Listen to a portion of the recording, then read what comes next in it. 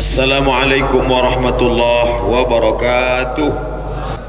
Bersyukur kepada Allah dengan ucapan Alhamdulillahi Rabbil Alamin.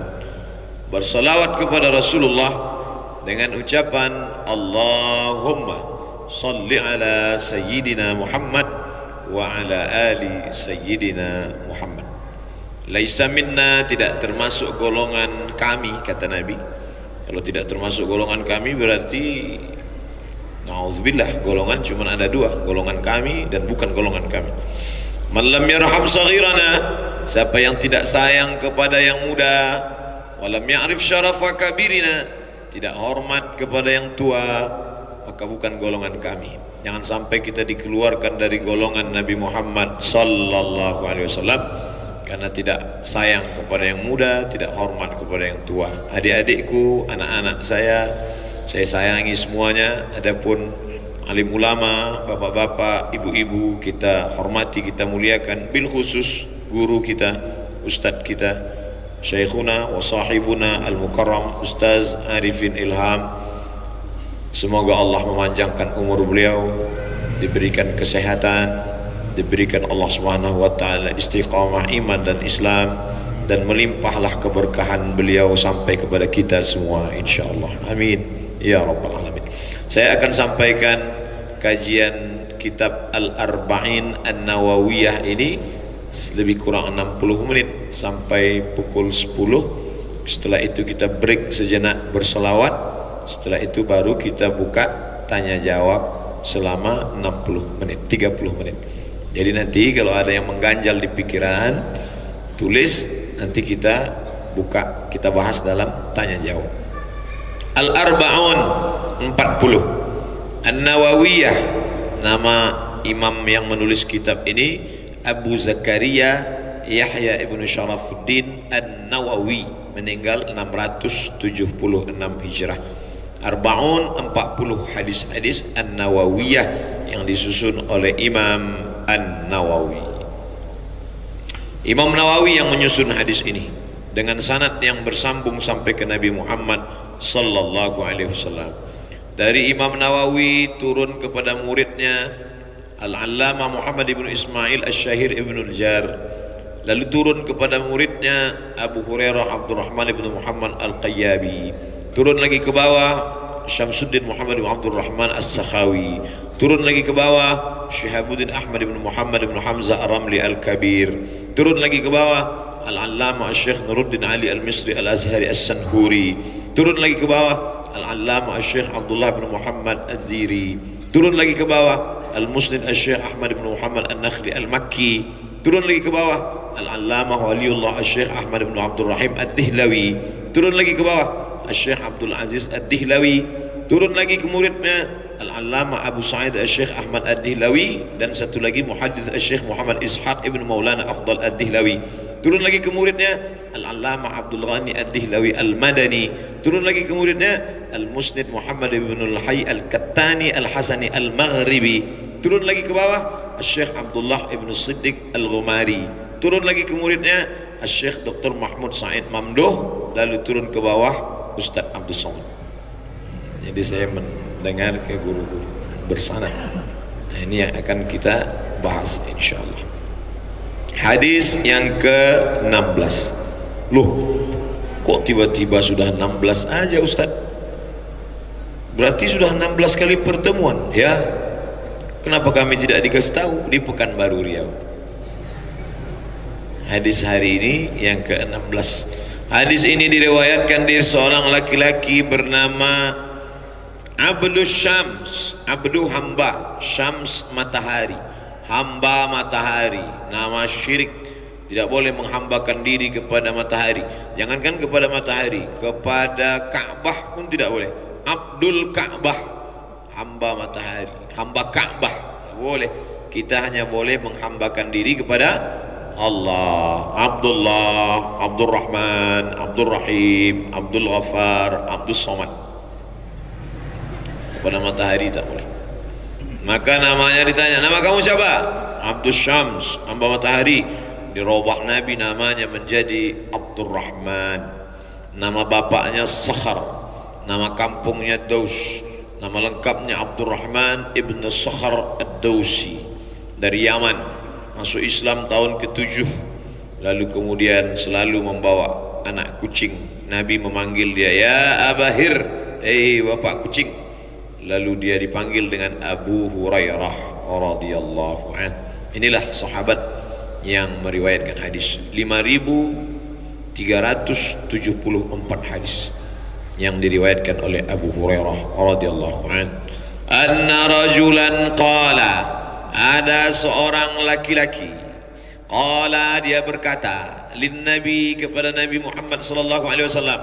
Apa kata dia? Ausini, ausini, beri aku wasiat, beri aku pesan. Apa pelajaran dari hadis ini? Kalau ketemu ulama, ketemu orang soleh, minta pesan.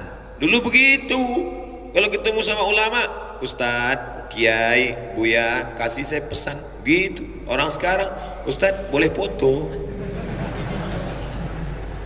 Salahkah minta foto? Enggak salah, fotonya dicetak. Nanti ketika dilihat, ada ulama-ulama yang kita lihat wajahnya, kita ingat Allah. Bukan berarti wajahnya sama dengan Allah, na'udzubillah. Laisa kamitslihi syai'un wa huwas samiul basir. Kun ma'allah, hendaklah engkau bersama dengan Allah. Illam takun ma'allah fakun man ma'allah. Hendaklah engkau bersama dengan Allah. Kalau engkau tidak bisa bersama dengan Allah, bersamalah dengan orang yang selalu bersama dengan Allah. Ketika engkau bersama dia, engkau mengingat Allah. Kita kalau sendirian di rumah, di hotel, di ruang tamu, lupa dengan Allah.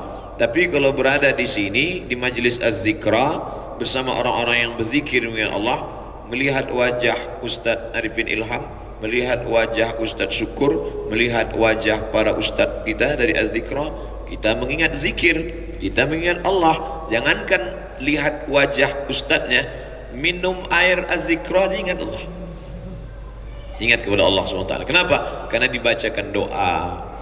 Tadi saya baru diberi, Ustadz ini bagus kalau wajahnya kering, disemprotkan kering, dan air zam-zam disemprotkan ke mulut juga. Saya tanya, ba'da maghrib kan? Iya. Ini kering, lesu, begitu disemprot segar. Nah, jadi hadis ini memberikan pesan pada kita, kalau ketemu sama ulama, ketemu sama orang soleh, ketemu sama orang baik-baik, sebelum berpisah jangan pernah lupa ausini, kasih saya pesan. Ketika ketemu dengan seorang Habib yang dimuliakan Allah di Malang, sebelum pulang saya minta kepada beliau, Habib ausini, kasih saya pesan Habib. Apa kata beliau? Kata beliau, berjihadlah di jalan Allah wahai anakku, jangan takut, jangan gentar, Allah bersama engkau, berjihad. Lalu kemudian satu saat lagi saya ketemu dengan ulama di Surabaya. Lalu saya tanya, Kiai ausini, kasih saya pesan Kiai. Apa kata beliau? As-sidqu fil qaul, al-ikhlas fil amal. Hendaklah engkau berkata benar dan beramal ikhlas karena Allah Subhanahu wa ta'ala. Jadi jangan pernah kosong daripada pesan-pesan ulama. Saya minta pesan kepada Ustadz Arifin Ilham, Ustadz saya mau pulang ke Riau nih, berilah saya pesan. Pesannya tidak saya ceritakan di sini. Ada pesan. Oleh sebab itu pesannya, takutlah kepada Allah, takutlah kepada Allah, takutlah kepada Allah, ittaqillah. Jadi banyak. Kenapa beda ulama, beda ustadz, beda kiai, pesannya beda? Mungkin mereka dapat ilham dari Allah. Ini orang ini kelihatannya, nanti kita misalnya 10 orang, 5 orang menemui ulama, pesannya beda-beda. Setelah selesai keluar dari ruangan, tadi kiai pesan apa sama kamu? Kata dia, bersedekahlah. Loh, kamu? Dia bilang, saya suruh senyum, banyak-banyak senyum. Kenapa beda? Kita kan sama-sama muridnya, kenapa pesannya beda? Mungkin yang ini bakhil, pelit, maka kamu pesannya sedekah. Yang ini orangnya dermawan, cuman pas ngasih uang mukanya ketat, maka disuruh senyum. Beda orang, beda situasi, beda kondisi. Oleh sebab itu maka jangan pernah Kita menjadi mulia karena saling memberikan pesan. Wa tawasau bil haqq wa tawasau bis sabr. Saling memberikan pesan dalam haqq, kebenaran.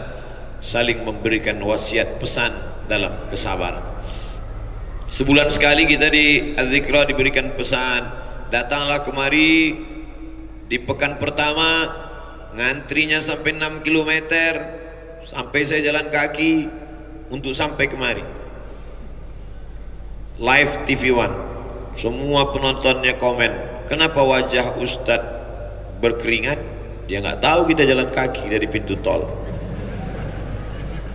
Di sini kita diberikan pesan, berzikirlah, takutlah kepada Allah, senantiasalah isi hari-hari dengan dekatkan kepada orang-orang saleh. Tidak pernah pesan putus pesan guru-guru kita. Maka datang seorang kepada Nabi. Ini kan kepada Nabi Pak Ustadz. Sekarang Nabi udah nggak ada. Jadi gimana kalau kepada manusia?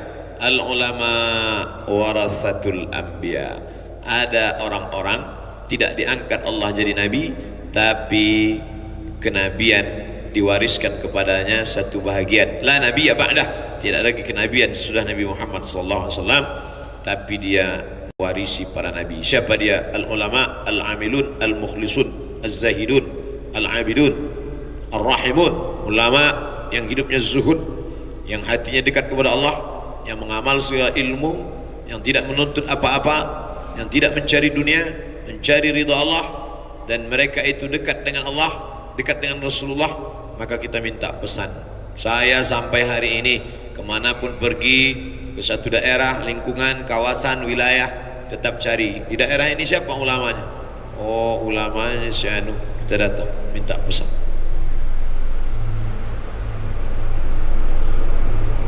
Qala, pesan Nabi yang berikutnya, la taghdab, la jangan, taghdab jangan marah.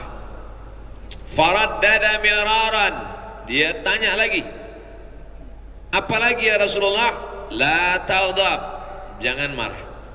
Apalagi ya Rasulullah? La taghdab, jangan marah. Apalagi ya Rasulullah? La taghdab, jangan marah. Faraddada miraran, dia ulang beberapa kali. Jawaban Nabi tetap sama, la taghdab, la taghdab, la taghdab, jangan marah, jangan marah, jangan marah.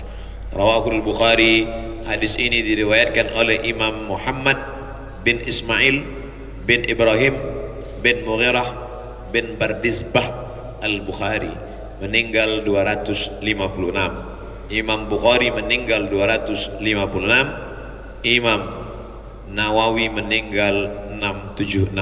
Dari 256 ke 676, hampir 400 tahun jarak antara Imam Bukhari ke Imam Nawawi. Tapi hari ini namanya kita sebut qala al-Bukhari qala an-Nawawi, qala al-Bukhari qala an-Nawawi, qala al-Bukhari qala an-Nawawi. Orangnya sudah lama meninggal dunia.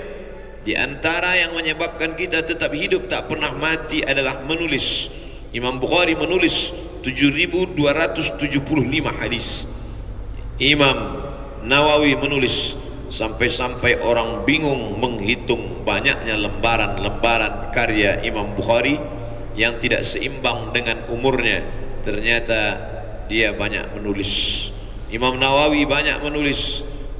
Pernah diceritakan oleh Syekh Ali Jum'ah yang dikutip dari biografi Imam An-Nawawi.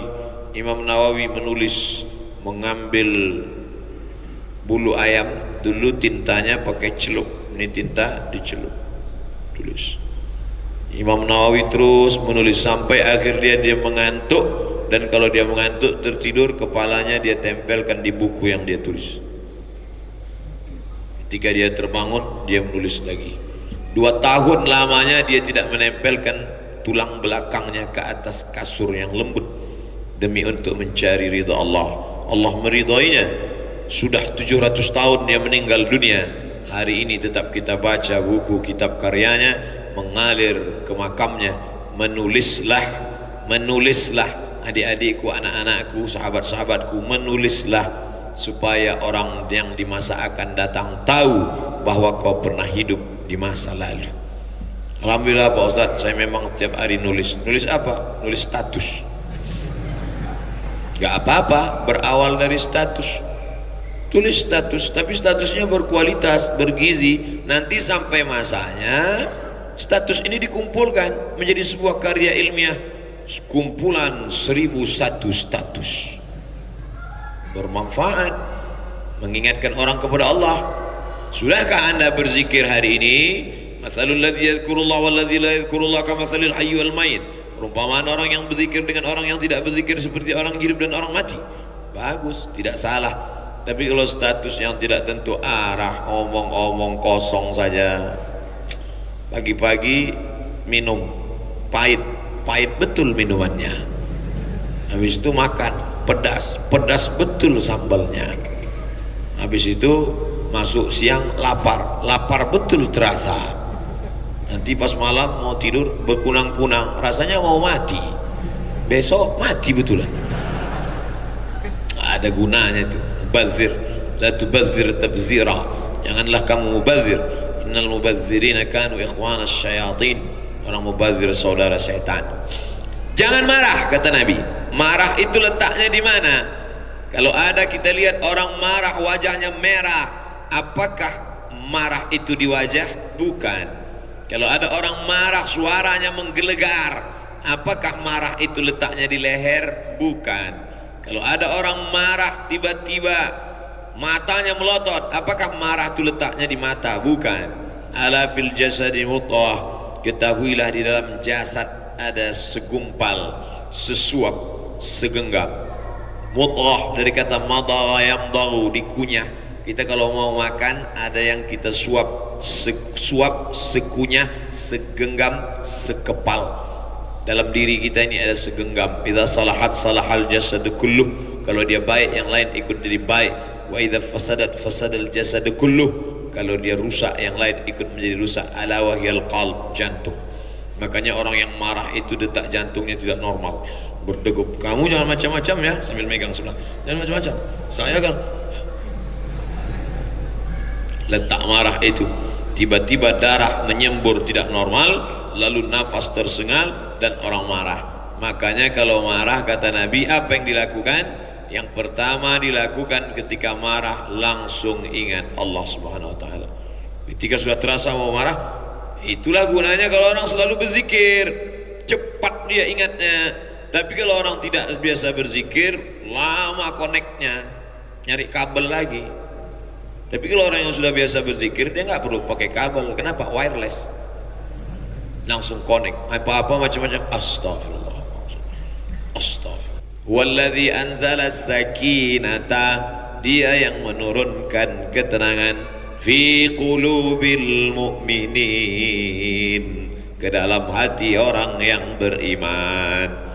Jantungmu memang punya engkau, bukan. Walaupun kau sudah bawa sejak dari lahir, dari kandungan ibumu sudah berdetak. Dari mana Ustaz tahu? Dokter SPOG, spesialis kandungan, ngasih tahu. Bu, ini jantungnya sudah ada dua. Satu jantung ibu, kami lihat ada satu jantung kecil sedang.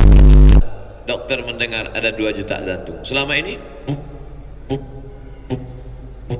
Begitu dia dengar. Ternyata sudah ada 2 suara. Bup, bup, bup, bup, bup. Kalau anaknya 1, kalau kembar 5. Ternyata sehebat-hebatnya laki-laki, dalam dirinya cuma pernah ada 1 jantung berdetak. Tapi dalam diri perempuan yang katanya lemah, yang katanya rendah, yang katanya tidak ada apa-apanya, tapi di dalam dirinya pernah berdetak beberapa jantung.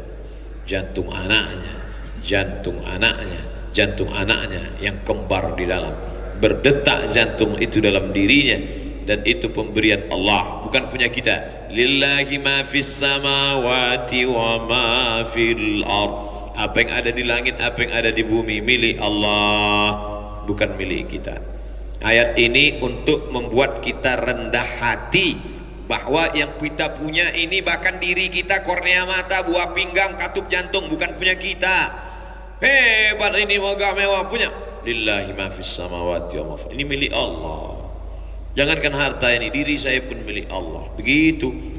Ayat itu untuk merendahkan hati, bukan untuk ngambil mangga tetangga.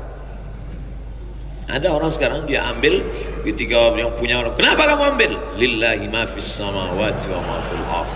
Apa yang ada di langit, apa yang ada di bumi, milik Allah. Untungnya si bapak yang punya pohon itu cerdas juga, dia ambil batu dia lempar. Oh, kenapa bapak lempar? Lillahi ma fis samawati wa ma fil ardh. Ini juga milik Allah Subhanahu wa taala. Ketemu itu main-mainkan ayat. La taghdab, jangan marah. Tapi biasanya kalau orang sedang marah ingatannya hilang. Saya pernah menyampaikan hadis ini bukan dalam konteks kajian Arba'in Nawawi. Pagi kami, judul kajian kita subuh ini adalah kajian tentang la taghdab, jangan marah. Selesai kajian salat sunat isyraq, kebetulan habis subuh. Habis itu tanya jawab. Selesai itu kami pun keluar kota. Sampai keluar kota, tiba-tiba datang Valentino Rossi. Dia salib kita, hampir nabrak dekat. Oh, naik emosi, kita kejar, potong dia salib dari depan. Sit, turun. Saya pun marah. Ketika saya sudah mau marah, datang Ustadz Dayat ngasih tahu, Ustadz, judul kajian kita subuh tadi la taghdab, jangan marah. Ternyata habis ngaji ini ujiannya langsung cash and carry. Makanya saya ngeri-ngeri juga nih habis ini. Kira-kira apa yang na'udzubillah, jangan sampai kita marah. Artinya apa? Langkah yang pertama kita sendiri ingat Allah. Langkah yang kedua ada orang lain yang mengingatkan kita. Datang orang lain ngingatin kita. Karena kita ini sifatnya lupa. Namanya juga manusia. Diambil dari kata nasia. Nasia itu lupa. Ada orang-orang yang lupa, yaitu manusia. Tapi ada yang ingatannya cuma nangkap 24 jam, itu demensia. Kemarin pas jam 6 sore dia beli makanan sebanyak-banyaknya, kolak, cendol, semua 20 bungkus. Begitu azan maghrib berkumandang, Allahu Akbar, Allahu Akbar. Ini azan contoh, bukan azan maghrib. Ketika azan maghrib berkumandang, masuk 2-3 butir korma, seteguk air. Lihat nih mas, lihat nih belanjaan kamu yang ini mubazir kan? Iya. Pokoknya ini yang terakhir, besok kita nggak ulang lagi. Jam 6 sore besok ngulang lagi. Daya tangkap ingatnya cuma 24 jam. Ini namanya demensia. Tapi ada yang lebih parah lagi. Lupa rumah, lupa sekolah, lupa nama. Ini namanya amnesia. Gak ingat apa-apa. Kita masih level bawah, manusia. Maka kita yang lupa, memang sudah ngaji hadis Arba'in Nawawi, hadis yang ke-16, hadis yang ke-16, hadis yang ke-16, tapi ternyata lupa. Datang teman mengingatkan. Tiba-tiba bapak ngelihat saya sedang ngamuk-ngamuk di pintu tol. Kamu datang, Ustadz, ingat nggak kajian kita ke-16 Ustadz? 16 loh. Astagfirullahaladzim. Ternyata jamaah ingat. Apa kajian ke-16? La taghdab, jangan marah, jangan marah. Ada orang lain yang ingatkan kita. Yang ketiga, kata Nabi, robah posisi. Kalau marahnya sedang berdiri, nunjuk-nunjuk, duduk. Ketika sedang berdiri, ingat, oh duduk. Mana kursi? Kenapa? Saya mau marah nih. Kalau marahnya sedang duduk, sedang rapat nih, marah, berbaring. Sebentar ya, saya ke belakang sebentar. Ada apa pak? Ini rasanya sudah mau bangkit. Saya mau nyari, mana kasur? Alhamdulillah, marah hilang, tidur. Itu yang ngasih tahu Nabi, robah posisi. Dan Nabi ini terapi menghadapi marah dari Nabi. Karena sekarang ada orang yang marah menggebu-gebu, ini penyakit kejiwaan. Dia marah, menangani marahnya dia nggak bisa. Akhirnya dia pergi ke psikiater, psikolog. Gimana nih saya kena penyakit? Apa? Marah membabi buta. Oh, tenang ya, ini resepnya. Resep marah. Dalam hati psikiater, kamu masih lumayan membabi buta. Saya gajah bengkak nabrak babi buta. Marah gak tentu arah. Yang keempat, ketika marah itu adalah gejolak api neraka. Gejolak api neraka mesti dipadamkan dengan air. maka padamkanlah dengan air wudu. Dipadamkan dengan air wudu, bukan dengan nasi wudu. Air wudu. Begitu terasa marah, langsung pergi. Mana kamar mandi, mana toilet, mana keran air, langsung wudu, padamkan dia, siram air ke wajah. Alhamdulillah. Udah wudu nggak mempan juga Pak Ustaz, mandi, cari air dingin sampai menggigil kedinginan, hilang marahnya insyaallah. Itu yang ngajarkan siapa? Dia yang memberikan terapi, bukan berdasarkan percobaan. Dia bukan terapis, tapi dia adalah wa ma yantiqu 'anil hawa. Dia tidak mengikuti hawa nafsu. In huwa illa wahyu yuha, melainkan wahyu dari Allah Subhanahu wa taala. Oleh sebab itu maka ini kita mesti tahan. Dan di bulan puasa 30 hari lamanya membiasakan diri. Ini bulan Ramadan bukan bulan menumpuk amal. Ini banyak orang yang keliru. Ramadan bukan bulan menumpuk amal.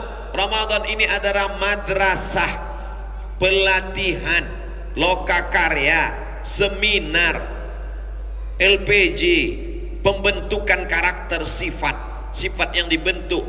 Terutama judul kita hadis ini marah.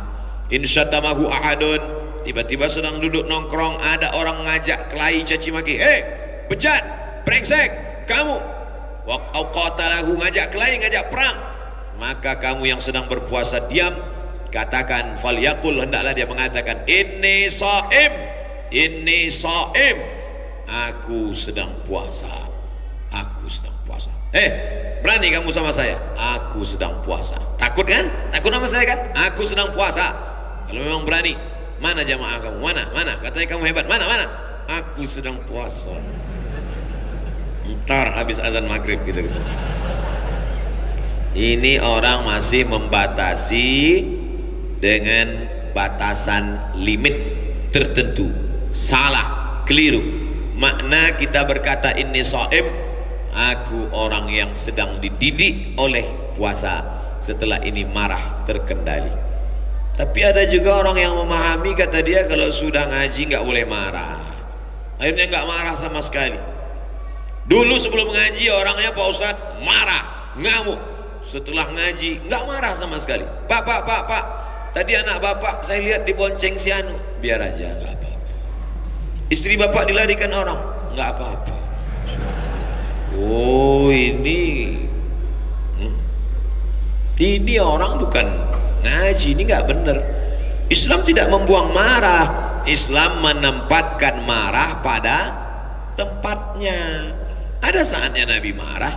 Nabi keluar rumah, ketika di luar dia lihat ada orang yang sedang kelahi tentang tafsir Al-Quran, berkelahi, berdebat tentang ayat Quran. Nabi marah. Apa kata Nabi? Wa kanal insanu aktsara syai'in jadala. Memang manusia ini hobinya jadala, berjidal, berdebat. Jangan berkelahi tentang Al-Quran, jangan berdebat tentang Al-Quran. La tanaza'u, jangan berkelahi. Fatafshalu, nanti kamu gagal. Wa tashhaba rihukum wa tadhhaba rihukum, semangat kamu hilang. Itu sudah pasti. Kalau kamu kelahi, maka kamu gagal dan kamu kehilangan semangat, spiritnya tidak ada. Wasbiru, sabar.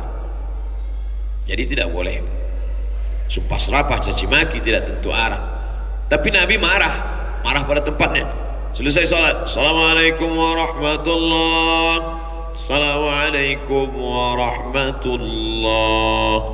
Nabi memandang ke belakang, asyhadun fulan, asyhadun fulan, asyhadun fulan. Mana si fulan? Mana si fulan? Mana si fulan? Kenapa tidak datang sholat berjamaah? Nabi marah. Dia di rumah ya Rasulullah, layan tayyadna.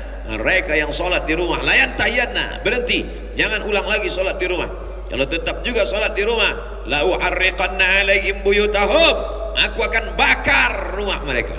Itu marah. Kira-kira kalau bunyi kalimatnya aku akan bakar rumah mereka, itu marah. Mana mungkin aku akan bakar rumah mereka. La uharriqanna alaihim buyutahum, aku akan bakar rumah mereka. Siapkan kayu bakar, kita bakar rumah mereka, kata Nabi. Walaupun Nabi tidak melaksanakannya, tapi ini ancaman tentang orang nggak sholat berjamaah. Jangan katakan Abu Bakar itu tidak marah. Abu Bakar marah ketika datang laporan Abu Bakar, ya ini mereka tidak mau bayar zakat. Kenapa tidak mau bayar zakat? Karena kata mereka zakat hanya wajib kepada Muhammad sallallahu alaihi wasallam. Karena ayat itu turun kepada Nabi Muhammad, khudz min amwalihim, ambil harta mereka. Setelah Nabi Muhammad sallallahu alaihi wasallam meninggal maka tidak wajib lagi zakat. Marah Abu Bakar. Wallahi, demi Allah, lau mana'u, kalau mereka tidak mau bayar zakat, iqala ba'irin, satu tali onta yang dulu mereka bayar kepada Nabi Muhammad, sekarang mereka tidak mau bayar, la uharibannahum, la uqatilannahum, aku akan perangi mereka. Umar tidak setuju. Apa ini Abu Bakar? Kata Umar, mereka kan bersyahadat. Man qala la ilaha illallah Muhammadur Rasulullah, siapa yang sudah bersyahadat asyhadu an la ilaha illallah wa asyhadu anna Muhammadar Rasulullah, faqad asamu minni dima'akum wa amwalakum, hartanya tidak boleh diganggu, darahnya tidak boleh tumpah. Kenapa kamu perangi orang yang tidak berzakat? Siddiq memang tamu Umar, tapi ingat, man qala la ilaha illallah, siapa yang sudah mengucapkan la ilaha illallah Muhammadur Rasulullah, Muhammad Rasulullah, maka dia ada kewajiban salat, zakat, puasa, haji bagi yang mampu. Siapa yang meninggalkan itu maka dia keluar dari Islam. Aku tidak ingin merusak mereka, mereka ingin kuselamatkan karena tidak membayar zakat. Program pertama Abu Bakar Siddiq ketika diangkat menjadi khalifah adalah marahnya karena Allah. Al-hubbu fillah, cinta karena Allah, wal bughdu fillah, wal bughdu lillah, marah pun karena Allah. Nah, jadi bukan asal sembarangan marah saja. Ali marah ketika ada seorang laki-laki bernama Abdullah bin Sabah menunjuk Sayyidina Ali, antallah, engkau adalah Allah. Dia tunjuk, kata dia, Allah bersemayam dalam diri Muhammad sallallahu alaihi wasallam. Ketika Nabi Muhammad meninggal, Allah masuk ke dalam diri Sayyidina Ali. Maka dia tunjuk Ali, ya Ali antallah. Dibakar oleh Sayyidina Ali. Ali memerintahkan sahabat, ini orang tobat, dia Yahudi, tidak mau masuk Islam, merusak ajaran Islam, bakar dia. Begitu dinyatakan. Siapa yang mengatakan Abdullah bin Sabah mitos, justru disebutkan dalam kitab-kitab Syiah sendiri tentang keberadaan Abdullah bin Sabah yang dibakar oleh Sayyidina Ali. Marah Ali, kenapa? Karena dia merusak ajaran Islam. Umar pernah marah. Umar marah. Kapan itu Abu Bakar marah? Ketika datang seorang laki-laki membuat surat-surat palsu mirip seperti Al-Quran. Wal fil wa ma adraka mal fil lahu dhailun tawil. Wal fil, demi gajah. Wa ma adraka mal fil, tahukah kamu apa gajah itu? Lahu dhailun tawil, ekornya panjang. Ini nabi palsu, markasnya di Yamamah. Siapkan pasukan perang, kita datang ke Yamamah. Mereka datang ke Yamamah, mereka hantam itu si nabi palsu. Marah karena dia sudah merusak agama Allah SWT. Jadi jangan nanti kalau ada ustadz mengerahkan, dia sudah menista agama, dia sudah merusak agama, tangkap dia, adili dia. Datang orang menulis di koran, ini bukan ajaran Islam. Ajaran Islam mengajarkan kedamaian. Damai apa? Pala ente. Damai itu ada saatnya damai. Kita pun suka damai. Kita senang kepada kedamaian. Damai, ada saatnya damai. Kapan? Nanti jam 2 siang. Damai Indonesiaku. Damai. Tapi ada saat-saatnya kita marah. Islam tidak menggunting kemarahan. Islam tidak membunuh darah seni ukir mengukir, seni kaligrafi, seni tidak dibuang. Islam tidak mengukir seni suara, buang seni suara, tidak boleh. Ada ya Rahman ya Rahim ya Malik ya Kudus ya Salam ya Mu'min ya Muhaimin ya Aziz, tidak dihilangkan. Seni berperang, sampai mereka latihan orang Habasyah berkulit hitam, legam, pasukan tentara menarikan tombak herbah, tombak pendek di dalam Masjid Nabawi.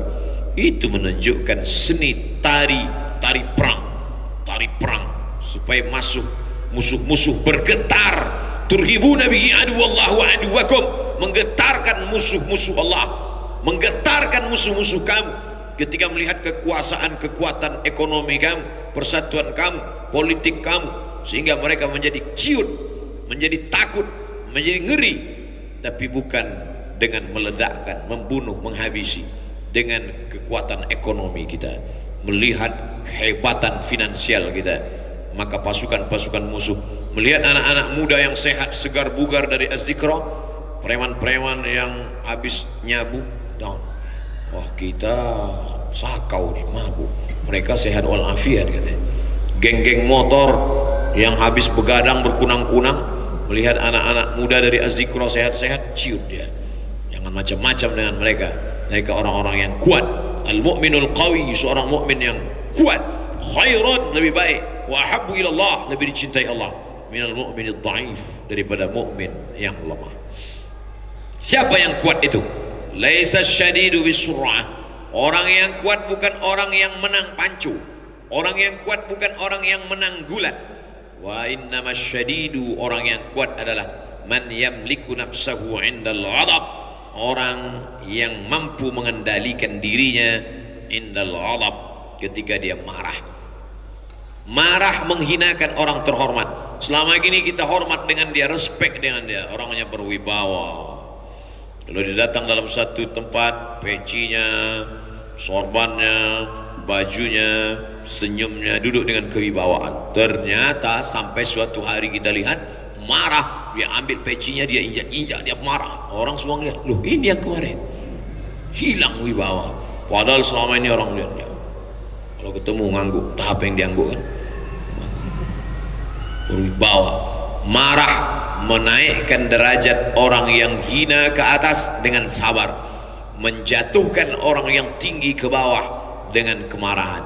Orang kaya walaupun duitnya banyak, tapi kalau marah, orang lupa tentang jasa-jasanya yang lama. Berapa anak yatim dia sekolahkan, berapa yang dia bangun, orang tidak ingat. Apa kata pepatah Melayu? Jangan gara-gara hujan sehari hilang kemarau setahun.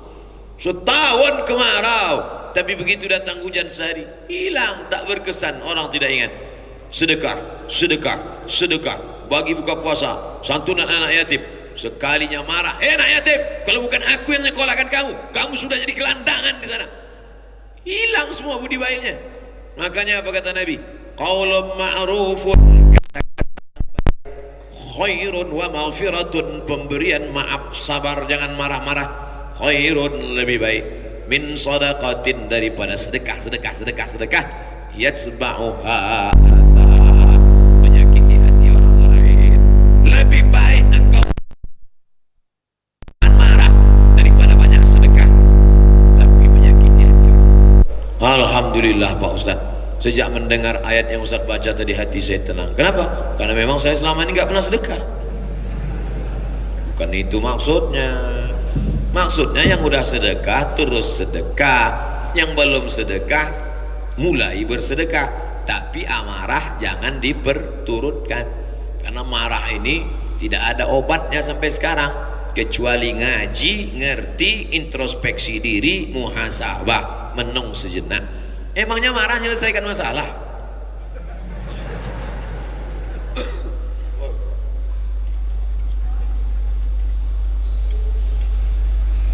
Marah itu ada yang cepat marah, cepat sadar. Yang kedua, lambat marah, lambat sadar. Yang ketiga, ini yang jelek, cepat marah, lambat sadar. Yang baik, lambat marah, cepat sadar.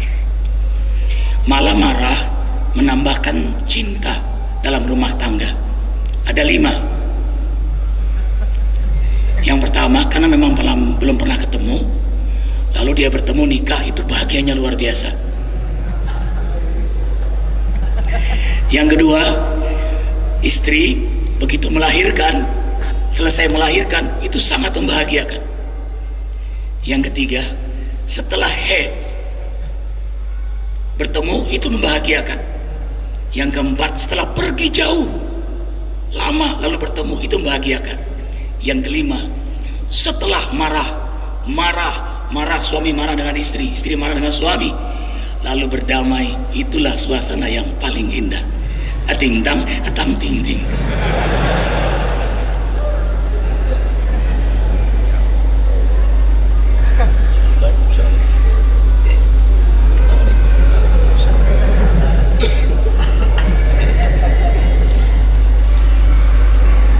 Kembali ke marah.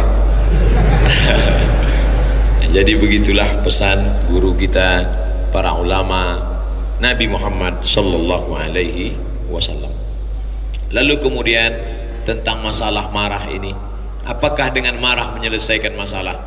Macet, jam, sampai ke pintu gerbang, lampu merah, orang selalu ingat merahnya, padahal antara merah, hijau, kuning. Kenapa yang selalu diingat merah? Mau kemana? Ke lampu merah. Kenapa nggak lampu hijau? Kenapa nggak lampu kuning? Artinya orang selalu mengingat marah kita, sampai-sampai diejek orang. Siapa itu titelnya? Itu loh MM. Apa itu? Mudah marah. Oleh sebab itu maka kemarahan yang mesti kita tahan. Maka sampai saatnya kita akan dipancing orang, kita tidak marah. Ustadz, kami lihat ketika dicaci maki, diejek di internet itu kok nggak pernah marah Pak Ustadz. Saya nggak tahu passwordnya. Kitalah yang paling tahu tentang diri kita. Halaka mar'un lam ya'rif qadrahu. Orang yang paling celaka adalah orang yang tidak tahu jati dirinya. Aku ini orangnya mudah marah, maka aku tidak ingin nanti aku terpancing. Lalu cara yang paling efektif adalah dengan cara tidak mengetahui password. Baca. Oh kalau gitu Ustaz nggak baca komen-komen kami. Saya baca itu. Tapi jangan tersinggung kalau nggak balas. Nggak bisa. Mau dibalas, kok nggak masuk. Oh iya, lupa password. Artinya apa? Kita kenali diri kita. Adik-adik mahasiswa mahasiswi sekalian, kita ada 16 tatap muka. Potong tatap muka pertama orientasi perkenalan, tatap muka berikut semester, nanti juga di akhir UAS ujian akhir semester. Maka 16 ini tinggal 13. Yang 13 ini kita bagi 13 judul makalah. Tolong selesaikan. Jangan sampai hari H nggak ada hadir. Jangan sampai sampai nanti pada saat ingin presentasi, mohon maaf Pak, tadi malam saya mau ngetik tiba-tiba lampu mati, laptopnya tiba-tiba lowbat. Stop, jangan lanjutkan, aku tak sampai hati mendengar cerita. Saya tidak mau bla bla bla bla. Dari awal saya kasih tahu, saya orangnya mudah marah. Kalau nanti kamu macam-macam saya emosi, maka selesaikan tugas. Artinya kita beritahu orang dari awal supaya orang siap-siap. Jangan tiba-tiba marah, orang kaget, orang terkejut. Ada SP1, ada SP2, ada SP3. Jangan langsung bam. Nggak benar begitu. Ini tindakan-tindakan yang baik. Bapak Ibu hadirin hadirat yang dimuliakan Allah Subhanahu wa taala. Salat, zakat, puasa, haji bagus, nggak salah. Tapi kalau sampai mencaci maki, sumpah serapah hanya karena motivasinya marah, ingat, salatnya hilang, puasanya melayang, hajinya terbang. Ya'ti yaumal qiyamati bi salatin, ada orang yang datang nanti pada hari kiamat menghadap Allah, salatnya banyak. Salat tarawih, salat witir, salat sunat isyraq, salat awabin, salat sunat tahajud, salat sunat tasbih, salat sunat taubat, salat sunat hajat, salat wasiyamin, puasanya banyak, puasa Ramadan, puasa 6 hari di bulan Syawal, puasa Ayyamul Bait 13, 14, 15, puasa Senin Kamis, puasa Nabi Daud, puasanya banyak, wa zakatin, zakat, wakaf, infak, sedekah. Tapi ternyata lidahnya kasar, sudah mencaci maki si fulan, syatama hadza, mencaci maki si fulan. Wasafaka dama hadza, menumpahkan darah si fulan. Wa qadhafa hadza, menuduh si fulan tanpa bukti. Hei anak zina, na'udzubillah. Dengan berkata kepada orang tetanggamu, kawanmu, hei anak zina, engkau bisa dicambuk 80 kali cambuk. Yang berzina 100 kali. Yang menuduh, walladzina yarmunal muhsanat, orang yang menuduh perempuan baik-baik berzina, walam ya'tu bi arba'ati syuhada, tidak mampu mendatangkan 4 orang saksi, fajliduhum 80 jaldah, cambuklah mereka 80 kali cambuk, mengerikan, menakutkan, na'udzubillah. Oleh sebab itu maka ada ungkapan, mulutmu harimau, mulut kamu harimau kamu, mulut kamu, lidah kamu harimau kamu. Oleh sebab itu, tapi kami kemarin melihat Ustaz waktu ceramah marah. Itu Ustaz marah, itu marahnya karena Allah. Ngeles aja tuh. Ada orang-orang kalau kita nggak naikkan suara kita, dia ngelunjak, dia injak kepala kita. Dia sangka ini kurus 50 kilo nggak bisa marah. Saya mau kasih tahu, saya bisa marah. Tapi tidak tiap-tiap hari marah. Nanti jangan sampai jadi image. Ustadz yang mana? Aduh, gua nggak ingat tuh namanya. Yang mana? Itu yang kalau ceramah marah-marah mulu. Dikit-dikit marah, dikit-dikit marah, dikit-dikit marah. Stres kali Ustadz itu. Ustadz kok stres? Ada saatnya marah, ada saatnya menahan emosi, ada saatnya kita simpan. Nabi Muhammad SAW mengajarkan. Lalu diantara orang yang menyumpah serapah, memaki, mengeluarkan kata-kata karena marah tadi, penyesalan mendalam setelah itu. Orang yang marah adalah orang yang ingin membalaskan kerisauannya kepada orang lain, tapi tidak tersampaikan, akhirnya mental ke dirinya sendiri. Orang yang marah itu menyiksa dirinya. Oleh sebab itu maka melebur. Marah itu seperti garam yang melebur di dalam air, larut bersama sabar sehingga dia hilang. Ambil air panas, masukkan garam atau gula, campurkan, hilang dia. Jadi tidak disimpan. Ada orang-orang yang mengatakan dia sudah memaafkan tapi dia simpan. Kamu sudah maafkan Bapak Bulan? Sudah Pak. Kenapa tadi selesai sholat Idul Fitri nggak ke rumah dia? Saya memang udah maafkan dia. Tapi kalau untuk bertamu ke rumahnya rasanya 2020 lah. Belum. Wal kaziminal ghaiz. Orang yang bertakwa itu apa sifatnya? Di antara sifat orang yang bertakwa, tujuan puasa ini kan la'allakum tattaqun, takwa. Sifat orang bertakwa itu apa? Wal kaziminal ghaiz, menahan amarah. Saya penasaran, masa iya arti wal kaziminal ghaiz menahan amarah? Ternyata makna wal kaziminal ghaiz menahan air. Loh, jauh sekali dari nahan marah, nahan air. Nahan air kok bisa diartikan nahan marah? Ternyata orang Arab dulu belum bisa menyimpan air dalam bejana karena belum ada ember, belum ada mangkok. Lalu menyimpan airnya belum ada botol. Nyimpan airnya di mana? Kulit kambing yang dijahit. Kulit kambing jangan sampai berlubang, hati-hati bersih. Setelah itu kulitnya sama, dijemur kering, dijahit lagi. Setelah dijahit, tinggalkan kecil lubang, isi air. Seperti di film-film koboi kan ada tuh dia minum kirbah namanya. Bagaimana air tidak menetes keluar dari kulit kambing, begitulah amarah tidak lepas dari mulut. Bisa dia tahan. Wal kaziminal ghaiz, orang-orang yang menahan air dalam kulit kambing, sebagaimana kulit kambing yang dijahit kuat bisa menahan air sampai tidak keluar setetes pun, begitulah orang yang takwa mampu menahan amarah emosinya sampai tidak keluar sedikit pun. Ada juga orang di mulutnya tidak keluar tapi di tangannya sama aja. Al-muslim, siapa itu muslim? Al-muslim, muslim man salimal muslimun, selamat orang lain, selamat orang lain min lisan, dari lisan, wa yadih, dari tangan. Siapa itu muslim? Orang yang sudah haji bolak-balik ke Makkah, benar. Siapa itu muslim? Orang yang sholat 5 waktu, betul. Siapa itu muslim? Orang yang sudah puasa, enggak salah. Tapi jangan lupa, al-muslim man salimal muslimun min lisan wa yadih, selamat orang lain dari lisan, wa yadih, dan dari tangan. Itulah beberapa petikan dari hadis yang ke-14. Hadis yang ke-16. Mudah-mudahan bermanfaat.